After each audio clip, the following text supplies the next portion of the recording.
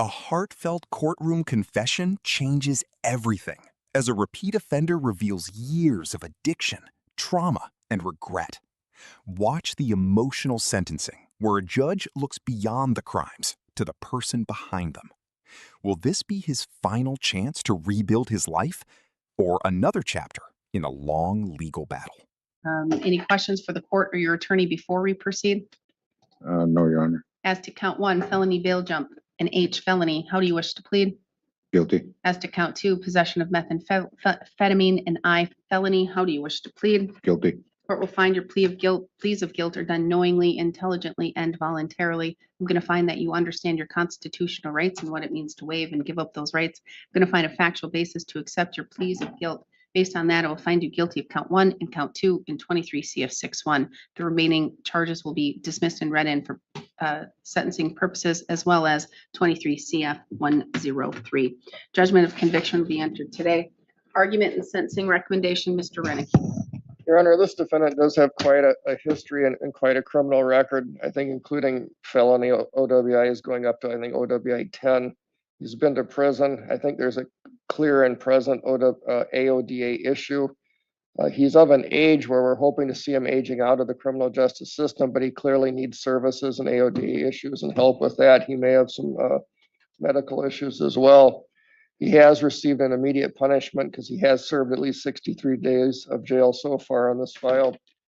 And so given his history and his age and the nature of the cases that we have and the underlying criminality, we would recommend a withheld sentence and 3 years of probation with any programming for the Department of Corrections, which would include an AODA assessment and follow any treatment and recommendations.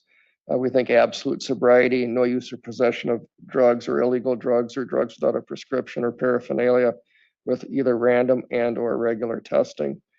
We would ask for the DNA sample and then the appropriate court costs associated with that. But we believe that given the immediate incarceration, that he can be treated in the community and with the supervision, hopefully he can remain law abiding.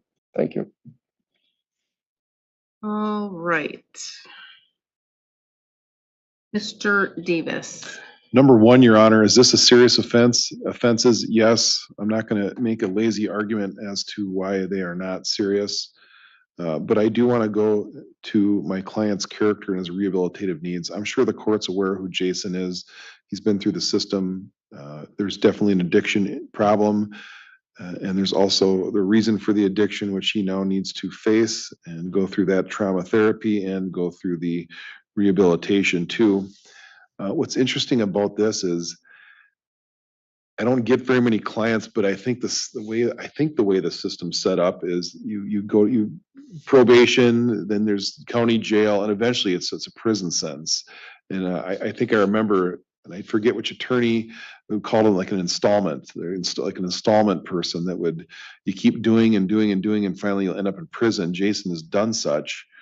And my whole point is, I think when you go to prison or you go to jail or you're in and out of county jail, it's a punishment. And after talking to Jason, I think he finally hit the rock bottom. Like he's just exhausted with it. That it's more tiring now to want to not follow the probation or continue with sobriety. I think he's just sick of it, and it's no way for him to live. He has support, his significant others here. I've been in contact with her. And the other issue that's going on with Jason too is, I believe he was, and he can talk more about it. And if he's upset that I'm doing, I apologize ahead of time, but diagnosed with cancer 3 years ago, never did anything about no treatment, nothing, just put it off. And was using drugs and not facing reality. And now finally, Judge, he has an appointment set up in August here to actually deal with a problem, to face his problems, as scary as they may be. I'm imagine, I've never had it, but I'm sure he's scared. And I think a lot of times people don't like to face that problem, and they'll do other things or they're self-medicate, but it looks like he's ready to face the music on that. And as going forward, methamphetamine is not going to cure cancer. It's not going to put him in a place where he's employed or working or living in the community. I can also let the court know that I believe he's got to sit in jail until November 23rd. So he's going to be sitting for months still, coming to go. And And I do think the way he speaks to me, and Judge, this court's seen methamphetamine users daily. They try and control the conversation or manipulate it or have a justification. Jason's polite. He listens. I listen to him, and I just think at his age, I think he's ready. I think what the district attorney said is you hope at a certain age you just get broken down, and I think he's done. I think he's finished with being in this system. He doesn't want to be part of the criminal system anymore.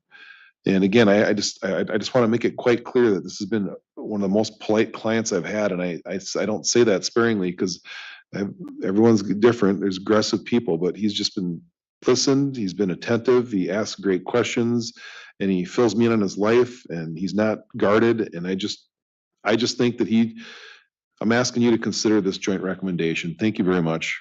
All right, thank you. Mr. Belisle, do you care to make a statement here today? Yes, Your Honor. This is probably the most you'll ever hear me talk, or anybody ever hear me talk, but ever since I was like a young little kid, 6 years old, I got counted out because I spoke up on something, and I got thrown away more or less as I see it. But I carried that throughout my whole life to keep stuff to myself. And like, what I left high school. I ended up in Flandreau, South Dakota, just for something I did, good choices I did. I come back to Siren.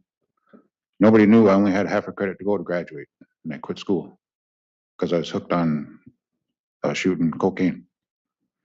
Then at 96, my brother caught me, John Boy caught me shooting cocaine, and I promised him I'd never do it again. I'd never have touched a needle again. Then in 2012, I found out I'm going blind, but obviously I'm still seeing for some reason, but because I surpassed the doctors on that. And I basically broke my back. 2012, went through surgery, and I ended up dying in St. Mary's from double pneumonia. But I don't know, whatever I seen and heard from over there brought me back. Then in 7/19/13 is the last time I drove drunk. Haven't drove drunk driving ever since. It's because of what I see now. When I do get behind the wheel, I will not drive at night. And 8/19 last year is the last. No, 8/13 last year is the last time I used heroin. And I owe that to Pastor Jack. And Pastor Jack, I known him before he was a pastor, because me and him used to drink together in the back bars, and I think we used to fight too. But I owe him my life for saving me on the heroin, because he was the only one that came down from Superior to help me when I asked for help. I asked for help around here, then nobody would help me. They counted me out. And then I'm gonna boldly say that November or May 24th is the last time I used meth this year, because I'm just turned 47 in jail upstairs, and I'm just sick of it. Spent half my life upstairs or in prison. I missed my kid's birthday by eight days, his 18th birthday. And that kind of sucks. And it's everything's that, I guess I'm a slow learner or whatever, but I'm learned, I learned. Sick of this, because my whole life revolved around drugs or alcohol, and that's what made me in the courtroom here. But like, my attorney says, Mr. Davis, he yelled at me. Yeah, he yelled at me, and he didn't know me from hide to hair, and he hit every spot that right on the button. And I just told him, thank you, And yeah, I got diagnosed with cancer 3 years ago, and yeah, that's when I fell off. That's when, for you to see what happened in the last 3 years, that's where all my criminal cases come from, because I gave up. But then after I left Ruth House in August or December, because I lost one of my best friends and whatever, she left, and I felt alone. But then, I don't know, it sounds like BS, but it's the truth. I prayed to God that send me my angel, whatever, that needs help. And then a couple of weeks after that, Michelle showed up at my son's house. And I don't know, it's just, scared me because her silhouette in the window looked like she had wings. So I don't know if you want to call that fate or whatever it is. But right now, I feel like today I got the best sport team that I have ever had in my life. I moved off the res, and that was my rut. I feel that was my rut, going back to the res all the time. Just going back to the same BS and whatever. But I don't know. Today, I just want to live. I want to live whatever time I got left. I don't know. Today, I just want to live. I want to live whatever time I got left. I promised my son that I wouldn't leave him again. And he agrees with me. He said, all right, Dad. Because, I don't know. There's another thing about to my son. He's never ever called any woman, any girl I brought home, a mom. But he's seen Michelle, and he's the first woman I ever introduced him to. And that's it. All he said was, "Is that my stepmom?" He don't even call his own mom. So it's kind of threw me off the loop, and I just thanked him. Because he's the first woman he ever agreed to, or, whatever. But I don't know, it's just, you know me, you know me from school and stuff, and I don't ask for help. And when I do, it's kind of at the dire need or whatever. But long story short, I use my anger for motivation. I'm really pissed off at myself for this bull BS. Because I know better, and I know I'm better than this. And this is the longest ever, when I got out of prison, I told PO that let me do this stuff on my own. I'll show you, prove it to you that I'll do everything that I say I'm going to do, and I'll be out as long as I ever have. And I have. Ask Amber that, and I just don't mince my words with her no more. I just tell her everything. I'm just tired of being told how to live my life when I know what I got to do, and I can do it, and I will do it. I just need the chance to prove it. And that's what I asked the court today to do. Thank you. Thank you, Mr. Blau. And you're right, that's the most, I think, words I've heard you say in 40 years. Granted, we had a long time of space where we didn't see each other or whatnot, but Mr. Davis, I don't know if you're one of the attorneys that I've said this to. I think I have in the past to you, but I know I have in other cases with Mr. Belial when he's in front of me. I've known Mr. Belial long time. He was in my class, older. I don't know if he missed a grade or whatnot, but the first time when I came on the bench and I saw Mr. Belial, and I think he was appearing from prison, I think at that time, the first hearing or something like that. I was so shocked because Jason was always very polite, very kind, very caring, very, very quiet. And he kept to himself. But when you got him talking though, and you talked about something, you can always tell if he cared, because then he would lighten up, his eyes would just start sparkling. And once you talk to him and you got him to giggle, you got him to laugh a little bit, I mean, then you knew you were breaking his shell. It's very easy for me to now see, Mr. Belial, why you had the shell that you did and why you were so quiet. You kept quiet and you kept to yourself, and you didn't want to stir up anything. You didn't want to cause any negativity or cause people to react negatively towards you. And I can understand why. If whatever happened when you were a young kid, and whomever said what they did to you in the way that they did that broke you. Not in half, not where you can't be mended, but they broke a piece of you that you thought that you can't be Jason. You can't use your voice. Our voice is our strongest weapon. It's our strongest tool. Our voice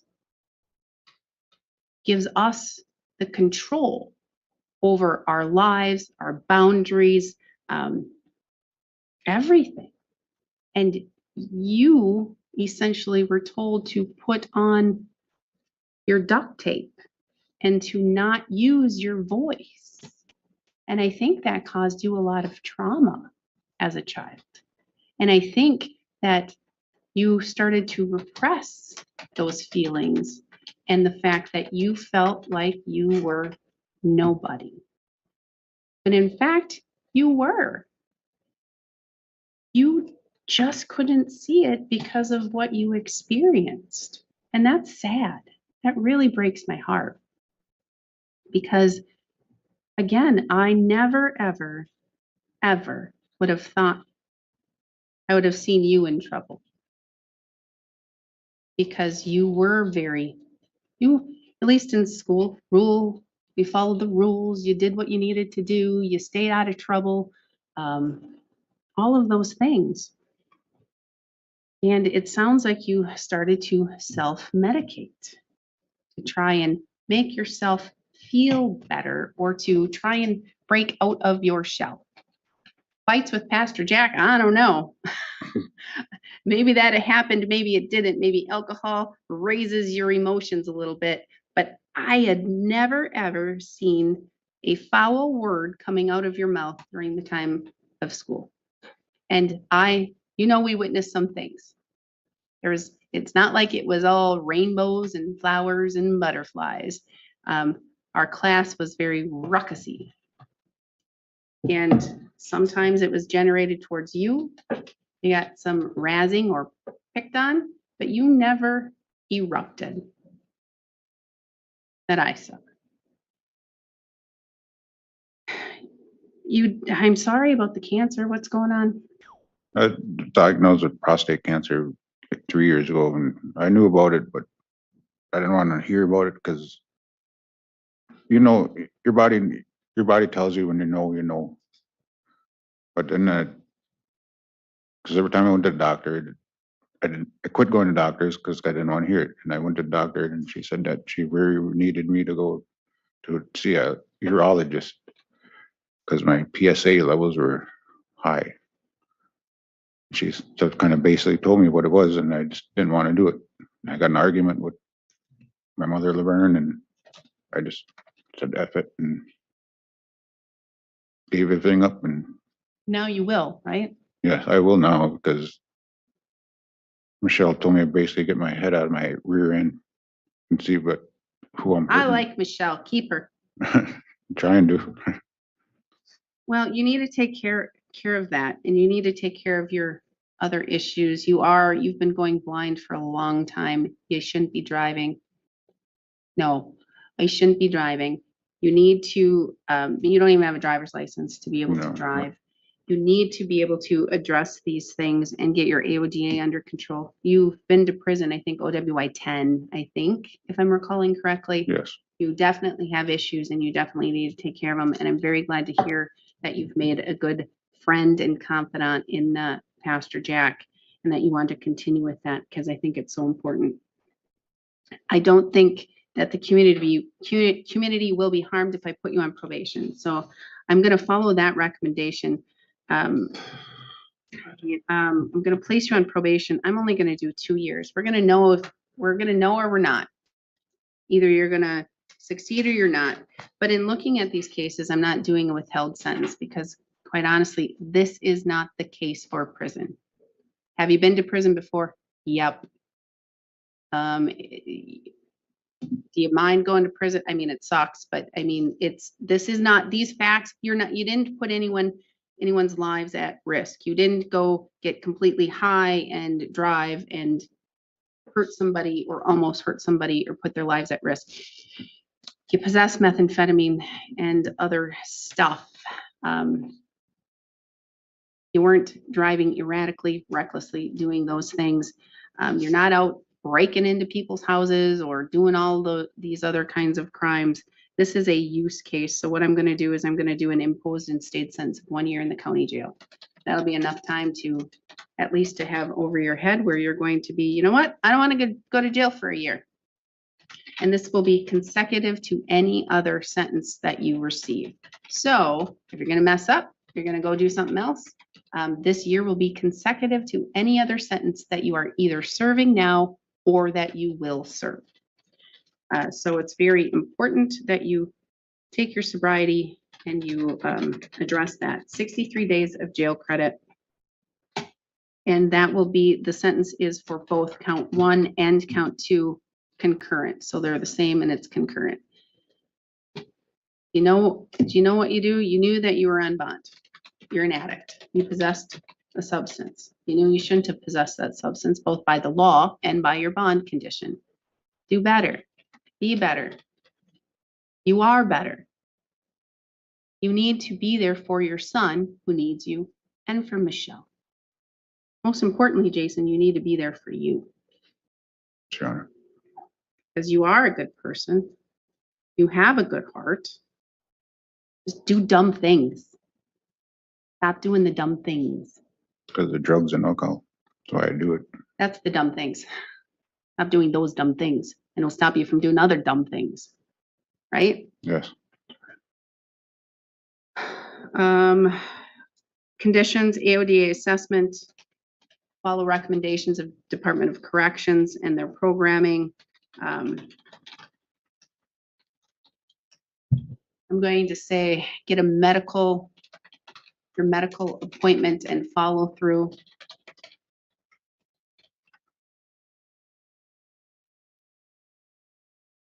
I think that's it for conditions. You have 20 days to appeal. Should you fail to appeal within 20 days, you lose that right. This is a felony, no use or possession of firearm for life, no voting in any election until your civil rights are restored. I'm going to assess $518 in fines and fees for count 1, 250, the DNA surcharge only for count 2. I need you to provide your DNA to the jail. They'll go ahead and they'll take care of that. You have the right to request it be expunged through a written letter to the Department of Justice. You must report to probation immediately. Failing to report, you could get an absconding warrant. So do that once you are released. And once you provide, well, they'll get your DNA. I think that it's covered everything. If you don't pay your fines and fees, the court will enter a civil judgment. You're always going to owe that. Plus you could sit an additional 6 months in jail for failing to pay. I'm going to save at least $50 a month towards paying off these fines and fees. Mr. Renicky, what am I missing? I think you got it.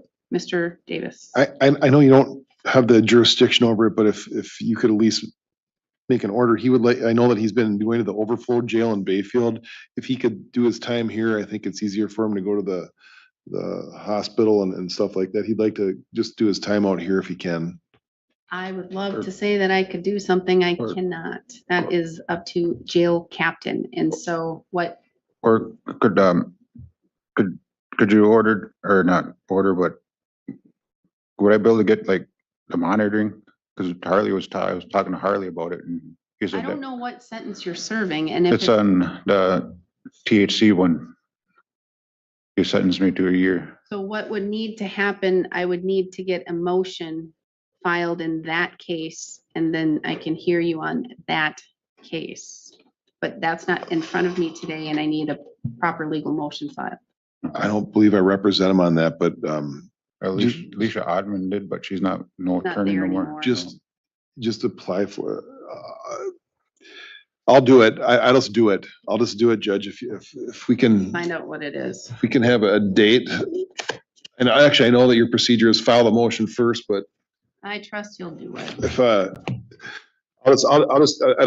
just do it pro bono, just so that he can get his. 22 CF 100. Okay. Just send me an email with that and we'll figure out a stipulation. Okay, I'll do that. I'll just do that for Jason. 22 CF 100. Yeah, let's go get it. So I'll do that, and then I'll get a date that fits on her calendar. All right, that'll work out. And you can be by video, Mr. Davis. Thank you very much. I could do morning of August 10th, if that works. Let's make it work here. Let's see what I can do. Who do we have here, Jason? Pretty much you can pick a time except for 11 to noon. I can squeeze you in. What time would you like me? When you tell me, I'll be there. We can do it right away at 9 if you want. Yes, Your Honor.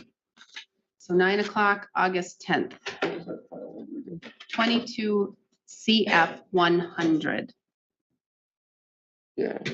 And I did put it on your week. I'll do that. Email will do a stipulation or something. All right, thank you. Yes, District Attorney, yes. We are adjourned.